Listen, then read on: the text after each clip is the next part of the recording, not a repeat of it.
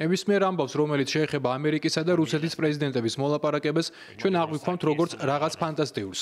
ეს თვალსაჩინოდ ისტორიული მაგალითია იმისთვის, რომ მშვიდობის შანსი არსებობს ყოველთვის, თუ მსოფლიოს ორ ზესახელმწიფოს შეუძლია ერთმანეთთან ცივილიზებული თანამშრომლობა. ბოლო 3 წელიწად-ნახევარმა დაამტკიცა, რომ რუსულ-ამერიკულ თანამშრომლობას შეუძლია უზრუნველყოს მშვიდობა ცენტრალურ ევროპაში. სწორედ ამიტომ ბოლო 3 წელიწად-ნახევრის განმავლობაში ჩვენზე ვერ მოახდინეს ზეწოლა, რომელიც გვაიძულებდა შეგვეწყვიტა თანამშრომლობა და ურთიერთობა რუსეთთან. ჩვენ არ ვიყავით მზად თვითიზოლაციისთვის. 3 წელიწად-ნახევრის განმავლობაში ჩვენ ვინარჩუნებდით დიპლომატიურ არხებს.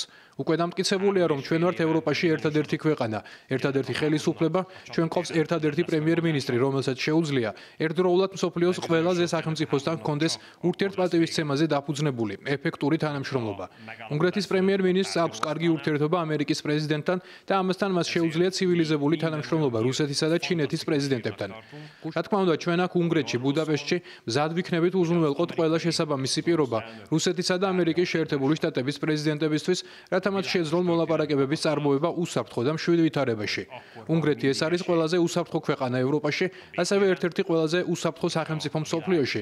ამიტომ თუ სადმე უნდა ტარდებოდეს ლიდერების შეხვედრა, ეს აქ უნდა იყოს. რა თქმა უნდა, ჩვენ პატივისცემით მივიღეთ პრეზიდენტ ვლადიმერ პუტინს. რა თქმა უნდა, ჩვენ ვიზრუნებთ, რომ ის ეწვიოს უნგრეთს წარმატებით ჩაატაროს მოლაპარაკებები და შემდეგ დაბრუნდეს სამშობლოში.